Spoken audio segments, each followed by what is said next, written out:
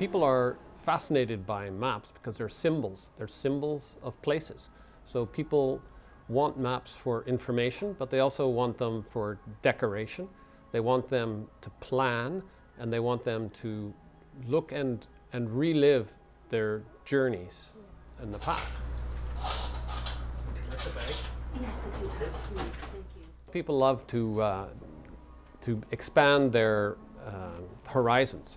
So whether it's reading a book, some people can't travel that much for whatever reason, but reading a book takes you on a travel, an imaginary journey.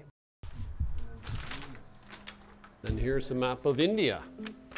So this is where Petra and I met on the trip across Asia, because we came through from, we met in Greece. At that time in the late 70s, there was something called the Magic Bus. Kind of a loose sort of group of people that would have a vehicle and they were driving to India. We drove across Afghanistan, so it came down to Kandahar and then up to Kabul and crossed the border into Pakistan, Peshawar, with a local bus.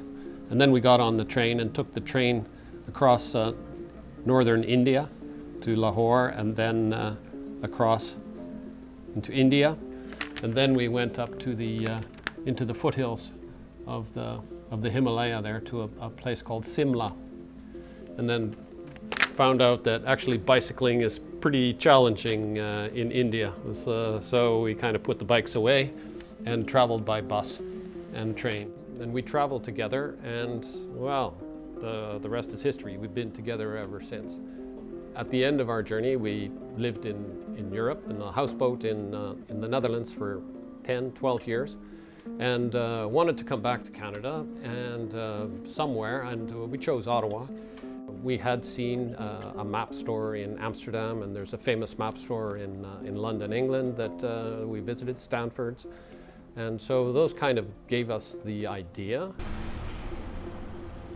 We started the store in 1994. This was the time of the Capital or the Carleton Freenet. There was not very much activity, but our neighbor was a consultant helping organizations come online, and he said, "Oh, Brad, we should put your catalog of maps and books online. I'm sure people can buy this." And in fact, yeah, that was the case. With COVID, there was no international travel, like no travel at all. There was local travel. People would be, canoeing or locally, but they were not flying anywhere. So all of those travel guidebooks, the Lonely Planets, and there was no sales at all. We had to pivot and offer something else. And fortunately, the sale of books and puzzles and games and other products that we added to our inventory really took off and compensated for the lack of travel.